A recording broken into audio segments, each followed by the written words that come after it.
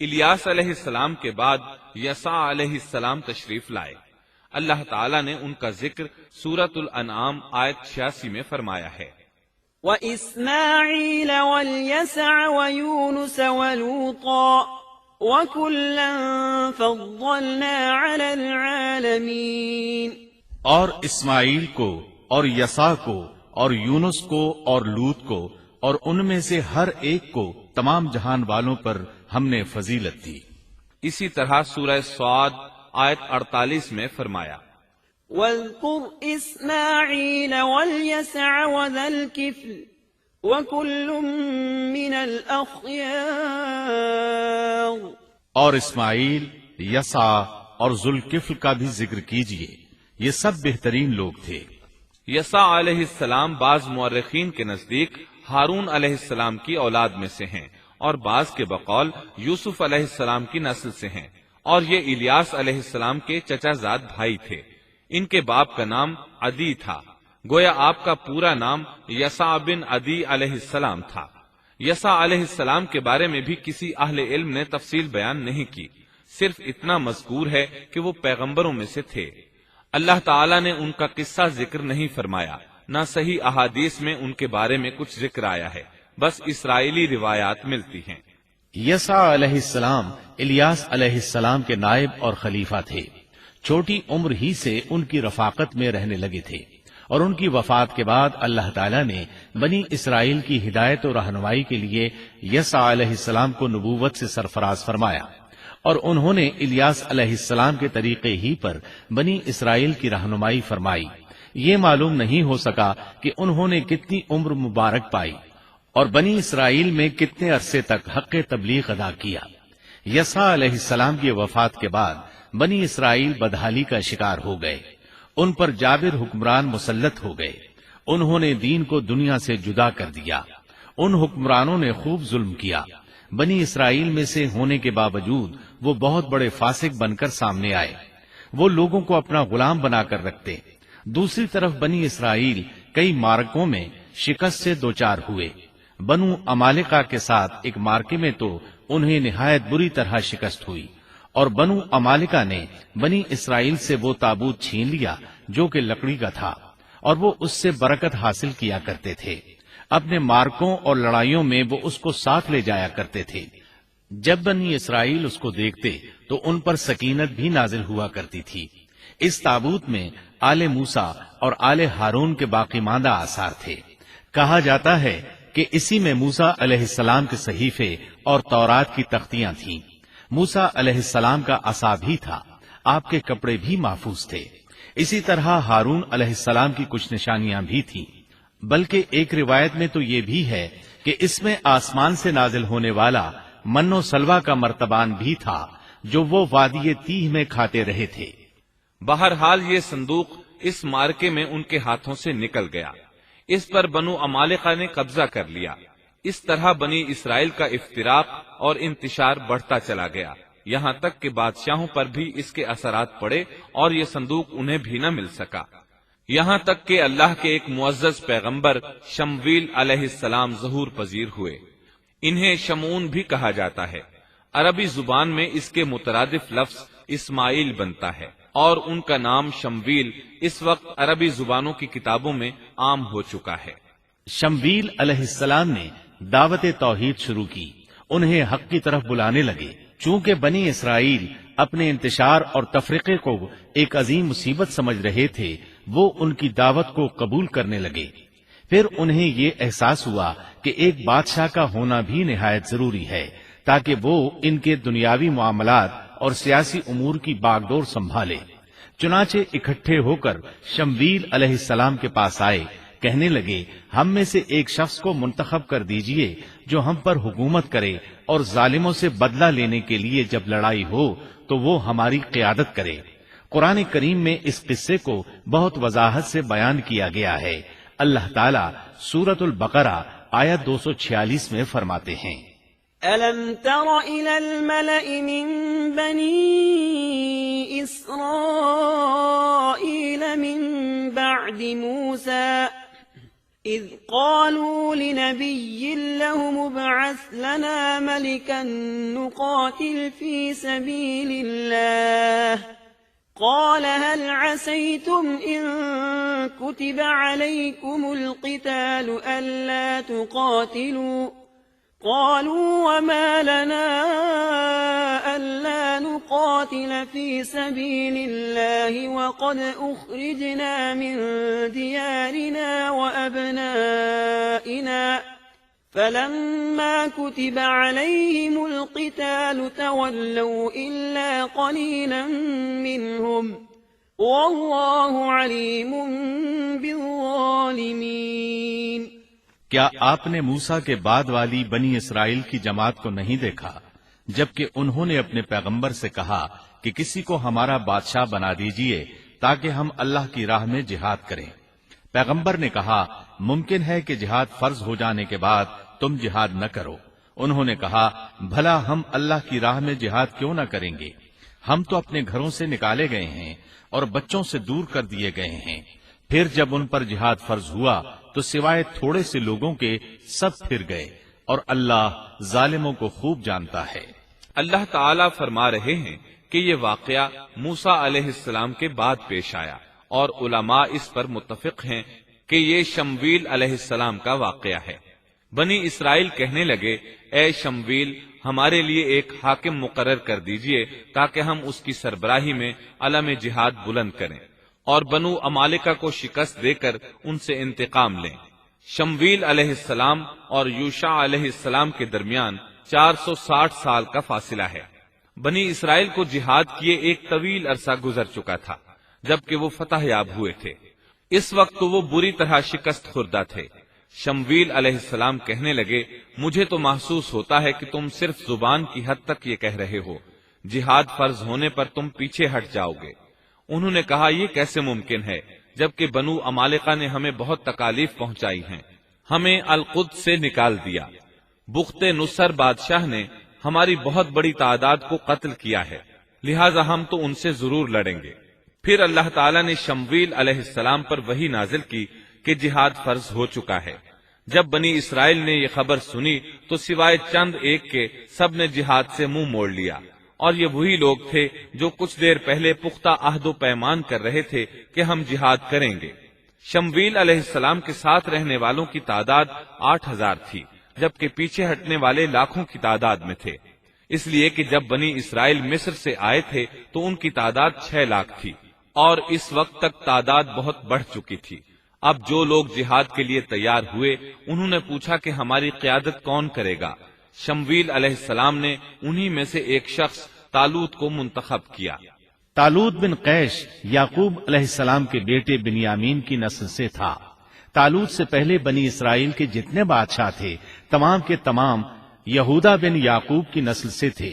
بنی اسرائیل کو بہت تعجب ہوا، انہیں امید تھی کہ ان کا بادشاہ یہودا کی نسل سے ہوگا، لیکن ہو گیا بنیامین کی نسل سے۔ چنانچہ انہوں نے اسے تسلیم کرنے سے انکار کر دیا اور آگے سے باطل تعویلات کرنے لگے۔ اللہ تعالیٰ سورۃ البقرہ آیت 247 میں فرماتے ہیں وقال لهم نبيهم إن الله قد بعث لكم طالوت ملكا قالوا أنى يكون له الملك علينا ونحن أحق بالملك منه ولم يؤت سعة من المال قال إن الله اصطفاه عليكم وزاده بسطة في العلم والجسم والله يؤتي ملكه من يشاء والله واسع عليم۔ اور ان سے ان کے نبی نے فرمایا کہ اللہ تعالیٰ نے طالوت کو تمہارا بادشاہ بنا دیا ہے، تو وہ کہنے لگے کہ بھلا اس کی ہم پر حکومت کیسے ہو سکتی ہے؟ اس سے تو کہیں زیادہ بادشاہت کے حقدار ہم ہیں، اس کو تو مال میں فراخی بھی نہیں عطا کی گئی ہے۔ نبی نے فرمایا سنو، اللہ تعالیٰ نے اسی کو تم پر برگزیدہ کیا ہے، اسے علمی اور جسمانی برتری بھی عطا فرمائی ہے۔ بات یہ ہے کہ اللہ جسے چاہے اپنا ملک دے، اللہ تعالیٰ کشادگی والا، علم والا ہے۔ طالوت ایک غریب آدمی تھا مالی حیثیت بھی اچھی نہیں تھی، چمڑوں کو رنگ کر پیٹ پالتا تھا، لیکن اس وقت علم و حکمت میں اس کا کوئی ثانی نہیں تھا، اور جسمانی ڈیل ڈول بھی اس قدر تھا کہ جو ایک بار دیکھتا ہی رہ جاتا۔ اللہ نے اسے بہت اچھا جسم اور اعضاء عطا فرمائے تھے، رنگ بھی سفید تھا، لیکن چونکہ وہ یہودا کی نسل سے نہیں تھا، اس لیے وہ کہنے لگے اس کی نسبت تو ہم زیادہ حقدار ہیں کہ بادشاہ بنے۔ ان کی بات کا جواب شمویل علیہ السلام نے یہ دیا کہ یہ انتخاب میرا نہیں، اللہ تعالیٰ کا ہے، اور بادشاہت کے لیے عقل اور جسمانی طاقت کی ضرورت ہوتی ہے۔ بادشاہت یوں بھی اللہ کے اختیار میں ہے، جسے چاہے عطا کر دے۔ یہ سن کر ان میں سے اکثر نے لڑنے سے انکار کر دیا، اللہ کے نبی کی اطاعت بھی چھوڑ گئے۔ اس نازک موقع پر شمویل علیہ السلام نے ان سے کہا، اگر میں تمہارے پاس کوئی ایسا نشان اور معجزہ لے آؤں جو ثابت کر دے کہ یہ اللہ کا انتخاب ہے، تو کیا تم میری باتوں پر یقین کر لو گے؟ وہ کہنے لگے جی ہاں۔ چنانچہ اللہ نے انہیں ایک معجزہ عطا فرمایا۔ اس کا ذکر سورۃ البقرہ آیت 248 میں آیا ہے۔ وقال لهم نبيهم إن آية ملكه أن يأتيكم التابوت فيه سكينة من ربكم وبقية مما ترك آل موسى وآل هارون تحمله الملائكة إن في ذلك لآية لكم إن كنتم مؤمنين۔ ان کے نبی نے ان سے پھر کہا کہ اس کی بادشاہت کی ظاہری نشانی یہ ہے کہ تمہارے پاس وہ صندوق آ جائے گا جس میں تمہارے رب کی طرف سے دل جمعی ہے، اور آل موسیٰ اور آل ہارون کا بقیہ ترکہ ہے، فرشتے اسے اٹھا کر لائیں گے۔ یقیناً یہ تو تمہارے لیے کھلی دلیل ہے اگر تم ایماندار ہو۔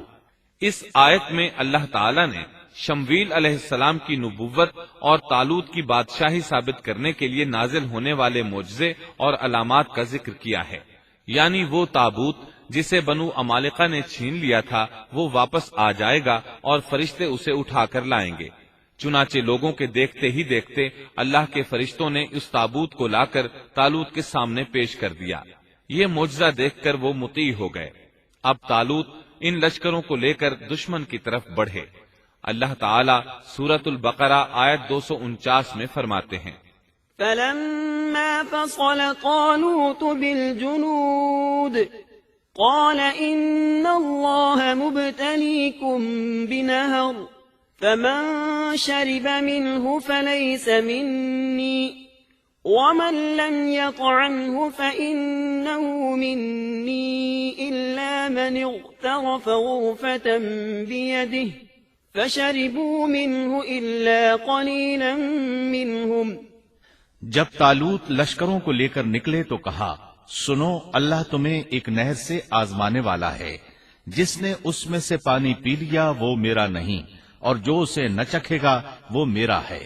ہاں یہ اور بات ہے کہ اپنے ہاتھ سے ایک چلو بھر لے، لیکن سوائے چند کے باقی سب نے پانی پی لیا۔ جب طالوت نے سفر شروع کیا تو راستے میں ایک نہر آ گئی، ادھر لشکر پیاسا تھا۔ اللہ تعالیٰ نے اس کے ذریعے مخلص لوگوں کو الگ کرنے کے لیے ایک امتحان لیا۔ یہ نہر اردن تھی، فلسطین اور اردن کے درمیان رواں دواں تھی بھی وہ دونوں کے قبضے میں۔ آزمائش اور امتحان کے لیے حکم یہ ہوا کہ باوجود سخت پیاس کے پانی کو استعمال نہ کرنا، صرف ایک چلو بھر کر پینے کی اجازت تھی، اور جو شخص سیر ہو کر پیے گا وہ آپ کے ساتھ نہیں جا سکے گا۔ جب وہ گزرنے لگے تو چند ایک نے ایک چلو پانی لیا، باقی سب نے زیادہ پانی پی لیا اور اس آزمائش میں ناکام ہو گئے۔ کامیاب ہونے والوں کی تعداد صرف اور صرف 313 تھی۔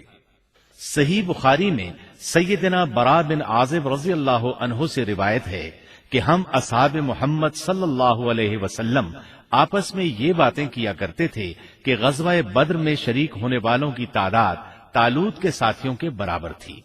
اللہ تعالیٰ سورۃ البقرہ آیت 249 میں فرماتے ہیں، فلما جاوزه هو والذين آمنوا معه قالوا لا طاقة لنا اليوم بجالوت وجنوده قال الذين يظنون أنهم ملاقو الله كم من فئة قليلة غلبت فئة كثيرة بإذن الله والله مع الصابرين۔ طالوت مومنوں کے ساتھ جب نہر سے گزر گئے تو وہ لوگ کہنے لگے، آج تو ہم میں طاقت نہیں کہ جالوت اور اس کے لشکروں سے لڑیں، لیکن اللہ سے ملاقات پر یقین رکھنے والوں نے کہا، بسا اوقات تھوڑی سی جماعتیں بڑی اور بہت سی جماعتوں پر اللہ کے حکم سے غلبہ پا لیتی ہیں، اور اللہ تعالی صبر کرنے والوں کے ساتھ ہے۔ جالوت کا لشکر بہت بڑا تھا، جبکہ طالوت کے ساتھ صرف 313 آدمی تھے۔ یہ صورتحال دیکھ کر بنی اسرائیل گھبرا گئے، بولے ہم تو تعداد میں بہت تھوڑے اور نہایت کمزور ہیں، کس طرح ان سے جہاد کر سکتے ہیں؟ لیکن ان میں سے کچھ لوگ نہایت پارسا اور اللہ پر یقین رکھنے والے تھے۔ یہ اور شمویل علیہ السلام دوسروں کا حوصلہ بڑھانے لگے، آخر وہ لڑائی پر تیار ہو گئے، مقابلہ ہوا۔ ولما برزوا لجالوت وجنوده قالوا ربنا أفرغ علينا صبرا وثبت أقدامنا وانصرنا على القوم الكافرين۔ اور جب ان کا جالوت سے اور اس کے لشکر سے مقابلہ ہوا تو انہوں نے دعا مانگی کہ اے پروردگار ہمیں صبر دے، ثابت قدمی دے اور کفار کے مقابلے میں ہماری مدد فرما۔ مقابلہ شروع ہوا۔ جالوت اپنے لشکر سے نکلا اور مقابلے کے لیے للکارا۔ یہ بہت طاقتور تھا، اس کا پورا بدن اسلحے سے لیس تھا۔ مسلمان اسے دیکھ کر ڈر گئے۔ طالوت نے اپنے ساتھیوں سے کہا، کون اس کے مقابلے میں نکلے گا؟ سب خاموش رہے۔ اس کے لشکر سے ایک نوجوان نکلا، یہ داؤد علیہ السلام تھے۔ اس وقت یہ صرف 16 سال کے تھے۔ یہ رسی میں پتھر باندھ کر اس کو گھما کر پھینکنے کے ماہر تھے۔ نشانہ زبردست تھا، پتھر بہت تیزی سے جاتا تھا، اس کی ضرب بہت شدید ہوتی تھی۔ جالوت نے انہیں دیکھ کر مذاق اڑایا۔ اس نے کہا، نوجوان تم ابھی بچے ہو، واپس جاؤ، میرے مقابلے میں کسی بڑے کو بھیجو۔ داؤد علیہ السلام نے اپنی رسی کو گھمایا، اس میں بندھے ہوئے 3 پتھر خاص انداز سے پھینک دیے۔ تینوں گولی کی رفتار سے آئے اور اس کے ماتھے پر لگے۔ جالوت کا سر پاش ہو گیا اور وہ مر گیا۔ اس کے مرتے ہی جالوت کے لشکر میں خوف ہراس پھیل گیا۔ طالوت نے اپنے 313 مجاہدوں کے ساتھ ان پر حملہ کر دیا۔ ان میں کھلبلی مچ گئی، سنبھل نہ سکے، پیٹھ پھیر کر بھاگے۔ فَهَزَمُوهُمْ بِإِذْنِ اللَّهِ وَقَتَلَ دَاوُودُ جَالُوتَ۔ پس اللہ تعالیٰ کے حکم سے انہوں نے جالوتیوں کو شکست دے دی اور داؤد کے ہاتھوں جالوت قتل ہو گیا۔